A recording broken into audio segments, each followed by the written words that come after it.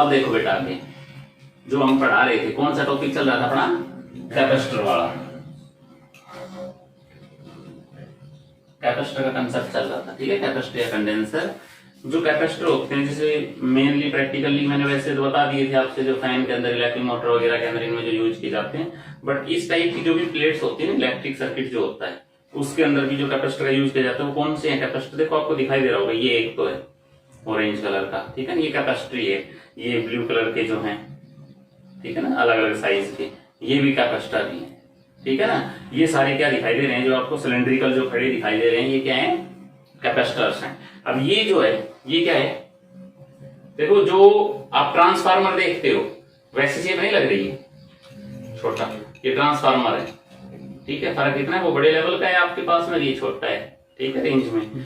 अच्छा, इसके बाद इसके अंदर है ये कलर्ड, आपके पास में देखो, जब देखना जैसे माला में मन के होते हैं ना, वैसे हैं कलर्ड लाइनें खींची हुई हैं जिसके ऊपर, देखें अलग अलग लाइन है, ऑरेंज है, येलो है, ब्लू है, ठीक है, इस टाइप से, गोल्ड है, किसी में सिल्वर कलर की लाइन है, किसी में है ही नहीं। तो मतलब ये जो है ये कहलाते हैं रेजिस्टेंस, रजिस्टर डिवाइस, कौन सी है ये, रजिस्टर। तो ये कैपेसिटर, और ये जो कलर लाइन वाली जो मैंने बताई ये क्या है, रजिस्टर। और रजिस्टर भी कौन से होते हैं ये, इनको बोलते हैं कार्बन रजिस्टर। बीबी रॉय ने जिसको एक्सप्लेन किया था, जो हम आगे पढ़ेंगे सेकंड यूनिट के अंदर, ठीक है ना। हाँ, तो ये है कार्बन रजिस्टर, ठीक है, जो कलर्ड लाइन है जिनके अंदर ये आप देख सकते हो, आराम से इसमें समझ जाओगे। फिर इसके अंदर है ये देखिए ब्लैक कलर का, सिलेंड्रिकल ही है ये भी सिलेंड्रिकल थे, ये तो थे वर्टिकली, और ये हॉरिजॉन्टल है एक तरह से, ठीक है ना। ये रहा, इसमें अंदर ये भी है, ठीक है, ये ग्लास दूसरी वाली टाइप के अंदर भी है, ये इधर की तरफ, इनको बोलते हैं डायोड्स, ठीक है ना। ये आएगा हमारी जो इलेक्ट्रॉनिक डिवाइस एक यूनिट स्टार्ट होगी 12th क्लास में जाकर के, तब हम करवाएंगे उसमें। तो इसमें तो बस यही 2-3 चीजें हैं, ठीक है। तो पता लगे ना कैपेसिटर्स का यूज, ये कैपेसिटर हैं, ये रजिस्टर्स हैं, ये डायोड है, ये ट्रांसफार्मर है। इसके अंदर तो सिर्फ यही 3-4 चीजें जो थी वो है, ठीक है ना। ठीक है, अब हम आगे करते हैं इसको।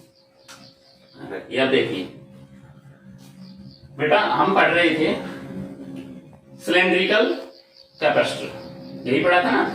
कैपेसिटर कौन सा लिया था आपने पहला, सिलेंड्रिकल नहीं, पहला कौन सा लिया था, स्फेरिकल। बेटा स्फेरिकल वाले कैपेसिटर की वैल्यू बताओ, इस तरफ मैं लिख रहा हूं। सबसे पहले तो आपने कहा था चेंज ऑफ पोटेंशियल किसके बराबर होता है, वर्क एक्सटर्नल, किसके बराबर होता है change of potential, external work के बराबर होता है कि नहीं। या अपॉन में चार्ज, W/Q अपॉन चार्ज, ठीक है ना, समझ गए। अच्छा, फिर आपने सीखा था यहाँ पर कैपेसिटेंस जो आया था किसके लिए, स्फेरिकल के लिए, क्या आई थी वैल्यू बेटा, 4πε0 r, ये आई थी वैल्यू, ठीक है। तो अब फिर कैपेसिटेंस की वैल्यू जनरली होता क्या है, C Q/V, अक्सर आप इसको ना डेल V लिखते हो,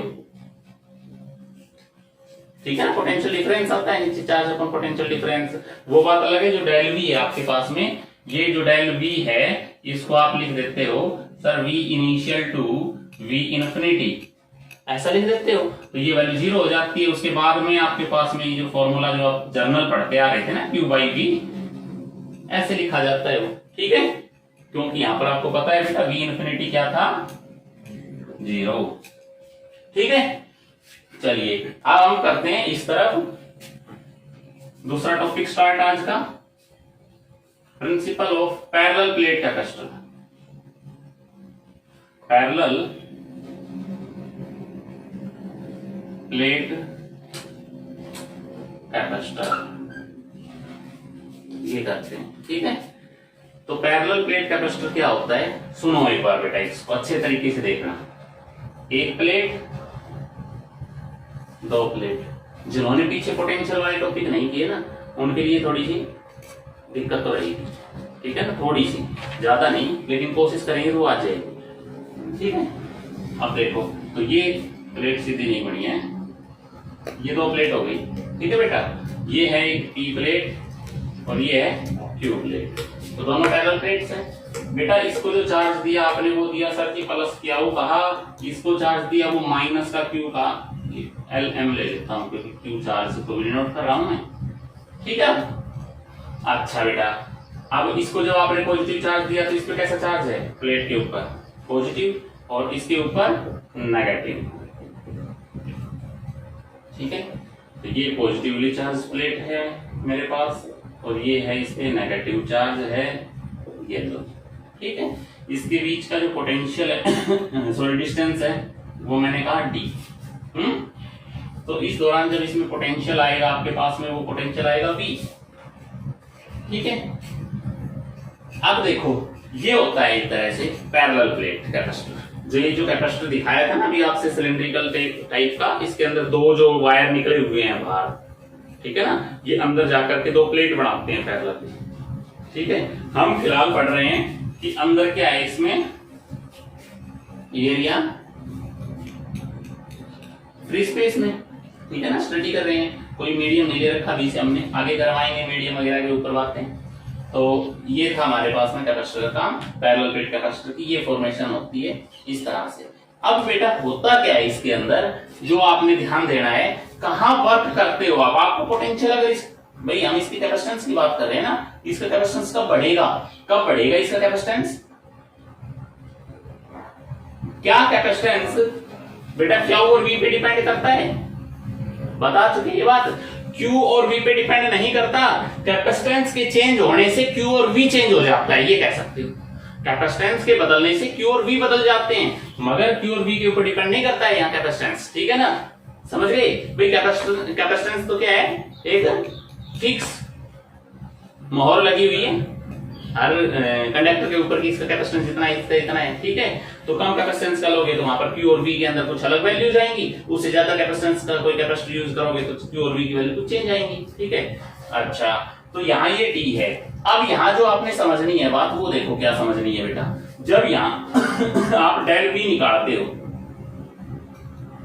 तो इस वाली जो पहली प्लेट की मैं बात करता हूँ L प्लेट के ऊपर, ठीक है, तो आप वर्क जो करोगे ना पोटेंशियल को कहां से कहां करोगे, दूसरी वाली प्लेट को कहां कंसीडर करोगे, एक टाइप से आप इन्फिनिटी पे करोगे, तभी तो आपके पास में ओनली V बचेगा। आप कह सकोगे कि इस कॉन्फ़िगरेशन का पोटेंशियल कितना होगा, V होगा, ठीक है। अब बात यहाँ ये आती है कि सर आपने ये क्यों कहा कि ये V इन्फिनिटी, ठीक है।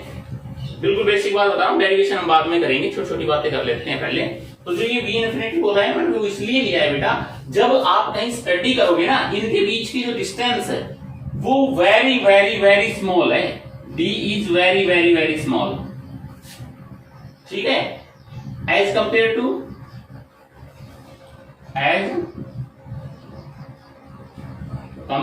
It's two area of plates, ठीक है ना, एरिया के कंपेयर में। मतलब ये है कि अगर यहां पर कोई छोटा सा पॉइंट है और उसकी दृष्टि से आप जब देखोगे तो उसको क्या लगेगा भाई, उसको इधर भी प्लेट ही प्लेट नजर आएगी, उसको इधर भी प्लेट ही प्लेट नजर आएगी। मान लो एक मच्छर बैठा है यहाँ और वो मच्छर देखता है दोनों तरफ तो मच्छर के लिए तो ये जो प्लेट है ये इन्फिनिटी है, यही उसको सारा धरातल दिखाई दे रहा है, सरफेस उसको वही दिखाई दे रहा है प्लेट का कंप्लीट, इधर भी देख रहा है तो, ठीक है ना। तो इसलिए उसकी नजर में क्या है, इसकी जो डिस्टेंस हो क्या कहलाएगी यहाँ पर, इस जगह हम क्या लेके चलेंगे इसको, इन्फिनिटी, यानी इन्फिनिटी के बराबर होगा। इसके लिए तो ये इन्फिनिटी है वेरी स्मॉल पॉइंट के लिए, तो ठीक है ना। अब आपको करना क्या होता है, आपको करना क्या है, यहाँ पर फंक्शन क्या है कि आपको इस प्लेट से चार्ज लेकर के आना है इस तरफ। कैसे लेकर के आते हो बेटा आप, dq dq dq dq, ठीक है बेटा। यहाँ ये बात फिक्स मत बांध लेना, कभी गांठ मार लो इस बात को अपने मन में कि सर ने तो ये कहा था कि इस चार्ज को इस तरफ लेके आए, मतलब इसके ऊपर चार्ज लेकर के आने का मतलब ये हुआ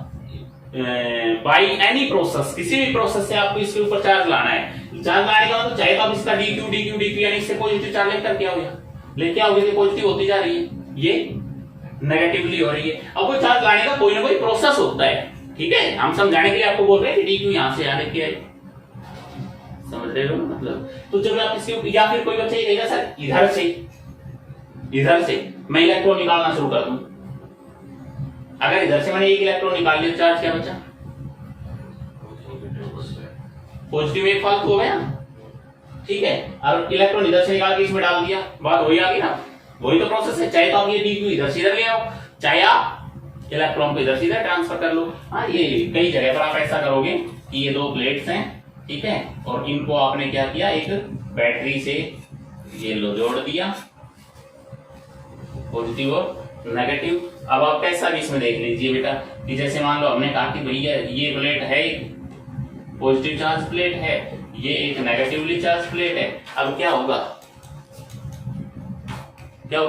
कि जो इसके इलेक्ट्रॉन्स हैं वो इलेक्ट्रॉन किधर दौड़ेंगे, पॉजिटिव टर्मिनल की तरफ, सारे इलेक्ट्रॉन यहां आ जाएंगे, ठीक है। अच्छा, अब इसके इलेक्ट्रॉन तो इधर निकल रहे हैं बाहर, अब किधर निकालना चाह रहे हो आप, पॉजिटिव प्लेट की तरफ। तो ये जो नेगेटिव है, यहाँ जो इलेक्ट्रॉन्स हैं, ये इलेक्ट्रॉन्स क्या करेंगे, ये इलेक्ट्रॉन सारे जाकर के इसके अंदर मिलेंगे, इसके चार्ज चेंज करेंगे। मतलब एक एग्जांपल दे रहा हूँ आपसे, हो सकता है पॉजिटिव इधर है, पॉजिटिव इधर हो, नेगेटिव इधर हो, वो जो बायसिंग होती है एक टाइप से ना, उसके अंदर भी ये बात क्लियर हो जाती है कि पॉजिटिव है वो नेगेटिव वाले के इलेक्ट्रॉन्स को अपनी तरफ ला रहा है, तो कहीं ना कहीं इसके चार्ज को डिस्टर्ब कर रहा है। ये वाला टर्मिनल है, कहीं ना कहीं वो इसके चार्ज को डिस्टर्ब कर रहा है, यानी कि माइग्रेशन ऑफ चार्ज होगा यहाँ पर, ठीक है ना। तो वो कैसे भी हो सकता है आपका कि कौन सी प्लेट का कौन सी प्लेट के ऊपर चार्ज जाए, ठीक।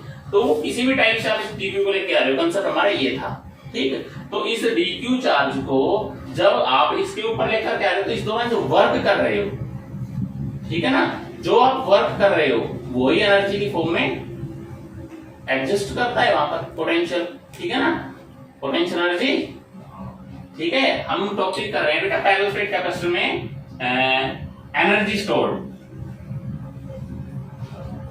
एनर्जी स्टोर्ड, ठीक है। तो जो चार्ज लेकर यहाँ पर जो इंपॉर्टेंट बात रहेगी, डेरिवेशन करेंगे जब आएगी बात अच्छे से क्लियर हो रही है आपकी। तो सबसे पहला आपने इसके अंदर जो कंडीशन है, जब आप इस टॉपिक को करोगे तो कंडीशन बता रहा हूं मैं, क्या क्या ध्यान रखनी है। सबसे पहले तो दोनों प्लेट के बीच की डिस्टेंस है वो वेरी वेरी स्मॉल होनी चाहिए। दूसरी बात, इसका एरिया A1 का, इसका एरिया A2 है, ठीक है। क्या लिखा है मैंने, A1 and A2 are the areas of plate L M respectively, ठीक है। तो पहली कंडीशन। दूसरी condition, area of both plates should be equal. जब दोनों प्लेट्स का एरिया इक्वल हो, A1 बराबर A2, आपके सिलेबस के हिसाब से जो काम करना है वो ये काम है, ठीक है। तो ये दो कंडीशंस आपके याद रहनी चाहिए। तब अगर ये बातें फॉलो हो रही हैं तो इसका मतलब ये होगा कि कैपेसिटेंस आपका क्या करेगा, इंक्रीज करेगा।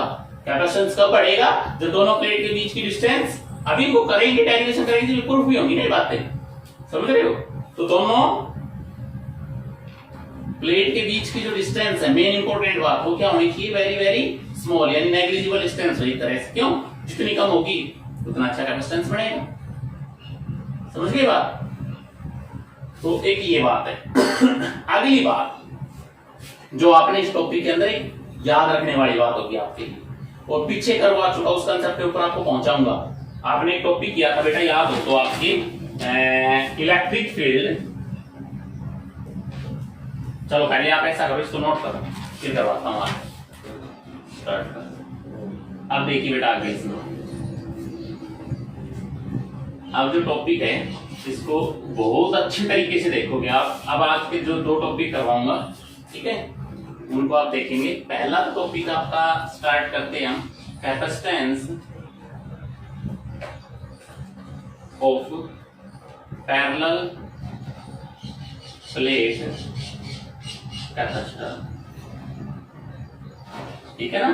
पैरेलल प्लेट कैपेसिटर के दौरान आपने कैपेसिटेंस फाइंड आउट करना है बेटा, बड़े अच्छे तरीके से देखना है इसको। फिर एनर्जी स्टोर का करवाएंगे, 1 और 2, ये दो प्लेट ले ली मैंने, ठीक है। इस पे कैसा चार्ज लिया, +Q, इस पे -Q। ध्यान रखना क्या बता रहा हूँ, चार्ज सेम लेने हैं दोनों पे, इक्वल और अपोजिट। वो कंडीशन चल रही है फिलहाल, बाद में देखेंगे हम, ठीक है, नेक्स्ट लेक्चर में।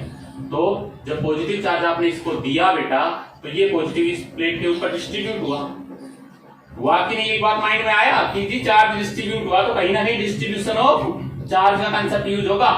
किस तरीके से डिस्ट्रीब्यूट होगा? एक शीट है, क्या है ये? पी और क्यू, दो, मतलब जो अभी आप लेते हो ए और बी ले लीजिए। Let A and B two infinite length plates which are parallelly separated at distance d। समझ रहे हो? इधर ध्यान दो, ठीक है? तो जो ये इसके बीच की जो डिस्टेंस वो क्या कह दिया आपने सर? डी है। ये दो प्लेट्स ली और इनके बीच की जो सेपरेशन है वो डी है। दोनों प्लेट्स कैसे हैं? पैरेलल टू ईच अदर है, ठीक है?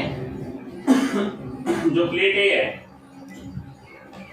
Consisting plus Q charge, plate B consisting minus Q charge.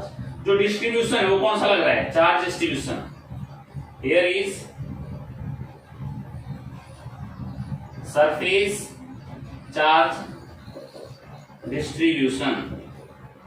So surface charge density, that is क्या होती है? सरफेस चार्ज डेंसिटी याद हो तो rho is equal to ना सिग्मा is equal to क्या हो भाई? A, ठीक है ना? If A be the area of plates, समझ रहे हो? तो चार्ज कितना दे रखा है आपने टोटल? क्यों? क्लियर है बात? अब देखो बेटा, जो इसका एरिया है मैं यहां लिख रहा हूं, एरिया वो है ए इन प्लेट्स का, ठीक है? हो गई सारी बात क्लियर यहां तक? अब बेटा आपको दिमाग लगाना है किस बात में आप पहुंच गए। देखो यहां अगर आप कहते हो कि सर सिग्मा जो है वो किसके बराबर होता है? Q by a, q by a, ठीक है ना? तो यहाँ नेगेटिव चार्ज है तो माइनस का, और यहाँ पर सिग्मा क्या हो जाएगा? प्लस का। क्या हो जाएगा? जो प्लस का क्यू बाई टी। यही होता था सरफेस चार्ज डेंसिटी।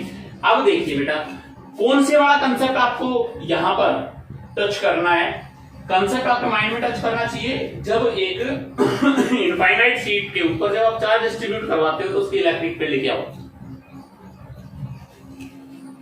याद है? We now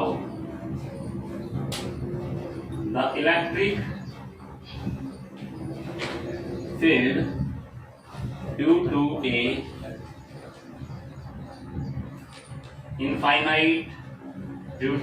infinite plane sheet of charge, that is क्या होती थी इलेक्ट्रिक फील्ड? ध्यान हो तो E बराबर सिग्मा बाई 2 एप्सिलॉन नॉट है, याद? अरे महामूर्खों, आपने किया था ऐसे ऐसे करके नहीं करवाया थी? एक शीट है, ठीक है? तो इस तरफ की और इस तरफ की करके Q by epsilon plus Q by epsilon two Q by epsilon ऐसे कुछ करके नहीं, sigma by epsilon Q by sigma by epsilon, ठीक है? तो इलेक्ट्रिक फील्ड भी आपके पास है। अब देखिए हम क्या करेंगे, हम कंसीडर करेंगे कि एक पॉइंट लिया कोई बीच में।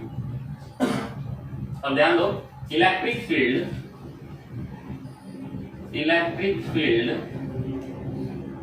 Due to plate A plate के द्वारा इलेक्ट्रिक फील्ड बोल भाई। देखो बेटा ये जो दोनों प्लेट्स हैं इंपॉर्टेंट है, थिंग क्या है यहां पर? बोथ प्लेट्स आर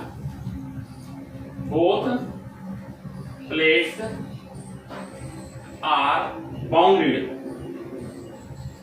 बाउंड है दोनों, ठीक है ना? बंधी हुई है, फंसी हुई है दोनों, ठीक है? और जो वर्क डन हो रहा है वो between both plates, work done should be ठीक है ना, lies between a and b, इन दोनों प्लेट्स के बीच में ही वर्क हो रहा है, जो चार्ज लाया जा रहा है वो, समझ गए। तो ये याद रखो, electric field due to plate a का जो इलेक्ट्रिक फील्ड होगा वो E1 था मैंने, बताओ क्या होगा, सिग्मा बाई 2 एप्सिलॉन, और सिग्मा क्या हो गया, क्या हो बाई ए, यही बात आएगी कि नहीं। अब similarly electric field due to B plate बताना जरा, E2 इक्वल टू किसके हो जाएगा बेटा, Q by 2A epsilon, equation second. भाई पहली इनफाइनाइट प्लेट दूसरी इनफाइनाइट प्लेट दोनों के बीच की हमने आप निकाल दी, यही आएगा ना इलेक्ट्रिक फील्ड। भाई बीच आप दो नहीं पता आया कैसे, इसका इलेक्ट्रिक फील्ड निकालोगे E1 तो पॉजिटिव है, पॉजिटिव इलेक्ट्रिक फील्ड क्या होता है, नेगेटिव है, नेगेटिव इलेक्ट्रिक फील्ड क्या होता है, इनवर्ट होता है। अगर इस पॉइंट की बात करता हूं तो ऐसे, समझ रहे हो कि नहीं। अरे बीच में अगर कोई भी बीच के अंदर ही तो निकाल रहे हो आप, तो बीच में देखो इलेक्ट्रिक फील्ड ऐसे है, ध्यान दें, बीच में इलेक्ट्रिक फील्ड ऐसे है कि नहीं, तो मैग्नीट्यूड होता है यहाँ पर, ठीक है बेटा, चार्ज का मैग्नीट्यूड दिया जाता है, कहां ये, एक मिनट यहाँ ध्यान दें। तो बेटा जब आप बीच के अंदर कहीं भी इलेक्ट्रिक फील्ड निकालोगे तो वो बीच आप कहां से देखोगे, कहीं पे बीच में पॉइंट ले, आप देखो पॉजिटिव प्लेट है तो पॉजिटिव का इलेक्ट्रिक फील्ड आउटवर्ड, तो E1 तो हो गई इधर, और नेगेटिव भी इधर ही इनवर्ड, तो ये हो गया E2, ठीक है। जिस वजह से हम क्या करते हैं यहाँ पर, net electric field due to both plates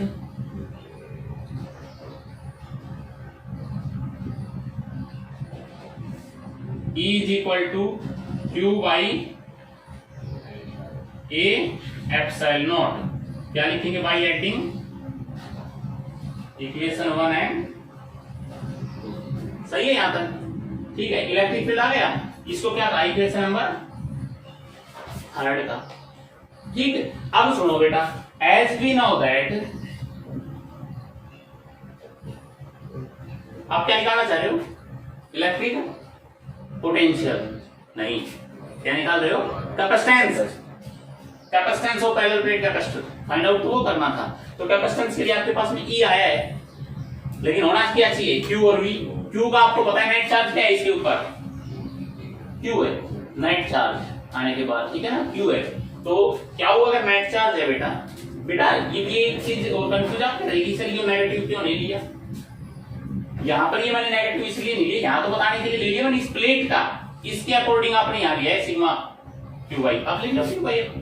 मतलब क्या होता है, जो नेक्स्ट डेरिवेशन कर रहा हूँ उसमें बताऊंगा, पीछे करवाया था मैंने रजिस्टर, टाइम जब 0 था तो, टाइम जब कुछ टाइम हुआ तो मतलब ये कि शुरुआत में दोनों पे चार्ज मान लो Q था। अब क्या है, इसके ऊपर जब इसमें से एक प्लेट थी, एक चार्ज थी, एक अनचार्ज थी, जब इसपे से बराबर अमाउंट में चार्ज जब इस पे आ गया तो इस पे ऑटोमेटिक क्या बच गया, जितना चार्ज इसके ऊपर आया है पॉजिटिव उतना ही उस पे नेगेटिव बच गया। तो कहीं ना कहीं इसमें से क्या चार्ज निकाल करके इस पे आया है, तो इस पे तो हो गया चार्ज क्या, प्लस Q, और उस पे क्या हो गया, माइनस Q, ठीक है ना। अच्छा अब देखिए आप, इलेक्ट्रिक फील्ड आपके पास आ गया, पोटेंशियल कैसे निकालोगे, चार्ज तो है हमारे पास, पोटेंशियल चाहिए। तो क्या है फॉर्मूला बेटा, डेल V का फॉर्मूला याद है किसी के, E dot of dr, E dot of distance between both of the plates, ठीक है ना।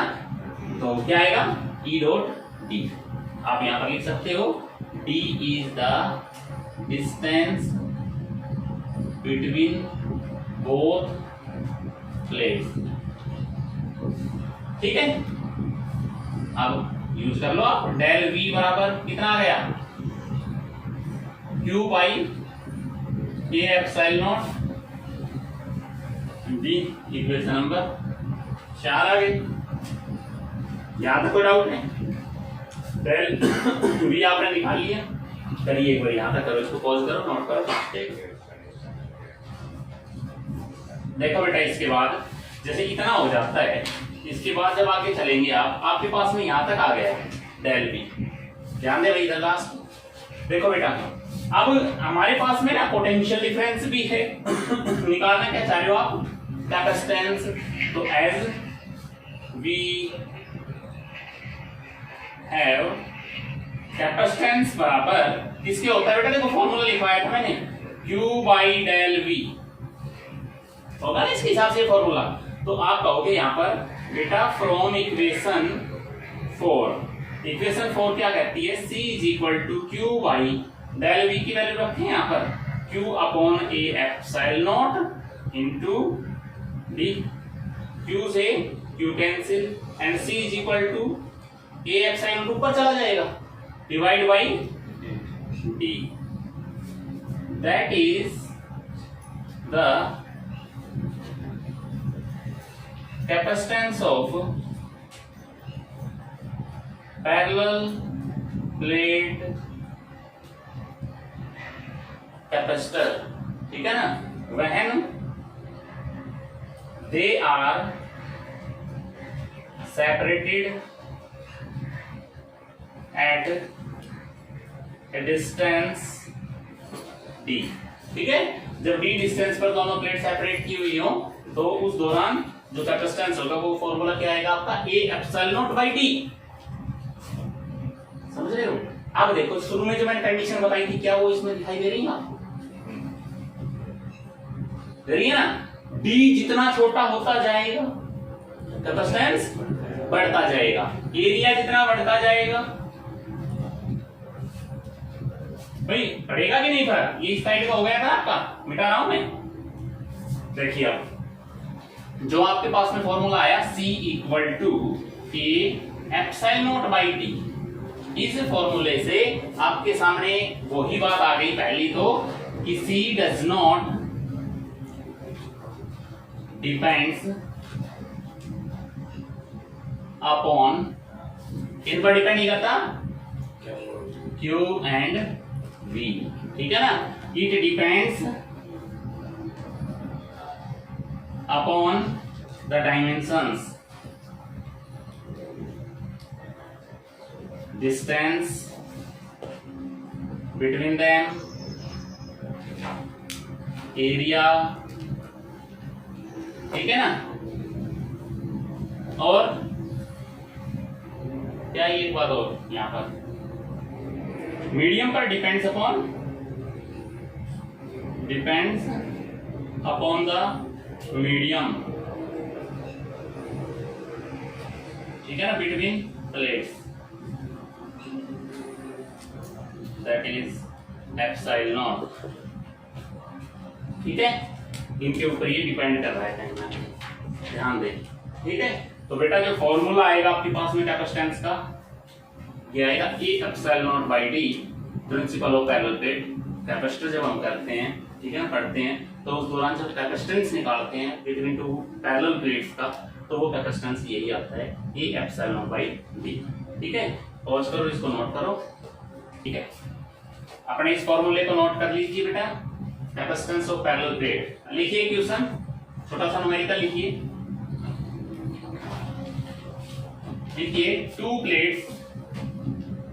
two plates having same length L and breadth B, having same length L and breadth B,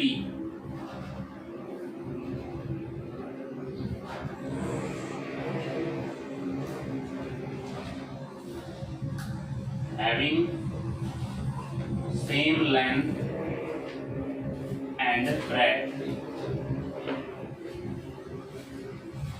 L and B respectively, ठीक है ना, they are separated if they are separated by the distance 0.05 centimetre, 0.5 centimetre लिख देता हूँ, 5 centimetre, then find the capacitance of this configuration। इस configuration का capacitance क्या होगा, कर सकते हो बेटा? क्या क्या चीज गिवन है आपके पास में? जो दो प्लेट दे रखी हैं एल बी, तो एरिया क्या हो गया? देखिए फॉर्मूला क्या था बेटा आपके पास कैपेसिटेंस का? क्या आया था अंकित बोलो? C is equal to A epsilon naught by T.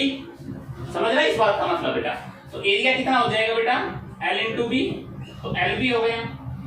ठीक, डिस्टेंस क्या दे रखा है? डी 0.5 सेंटीमीटर, मीटर बना लो, कितना हो जाएगा? अरे 0.5 सेंटीमीटर मीटर, 0.5 इंटू 10⁻⁻² मीटर। ठीक है, अब आपको कैपेसिटेंस निकालना है। कैपेसिटेंस के लिए a epsilon naught by d, a कितना है? एल बी डिवाइड बाई 5 गुणा 10⁻³ एप्सिलॉन नॉट। कैसे सोल्व करोगे आप इसको? 1/5 क्या हो जाएगा?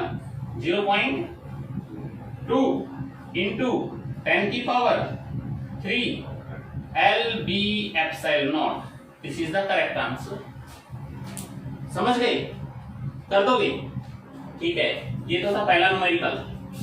दूसरी न्यूमेरिकल प्रॉब्लम और दे रहा हूं एक छोटी सी आपको। दिस इज द स्फीयर, ध्यान देना, स्फीयर नहीं सर्कुलर, ठीक है ना? अच्छा हाँ, इसकी रेडियस है having same dimensions, radius same है दोनों। ठीक है, इस पे क्यू चार्ज है प्लस का, इस पे माइनस का क्यू चार्ज है। सेम वही कॉन्फ़िगरेशन, बीच की जो डिस्टेंस है बेटा वो है डी। ठीक है, आपको करना है फाइंड सी,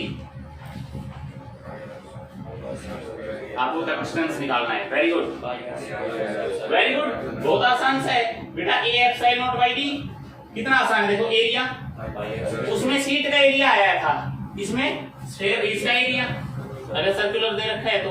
अच्छा, तो सर्कल का कितना हो जाएगा? Pi r sphere into epsilon naught upon d. ये लो, आ गया आंसर। समझ गए आप? कर सकते हो इस टाइप की प्रॉब्लम्स को। ठीक है, करो इसको नोट।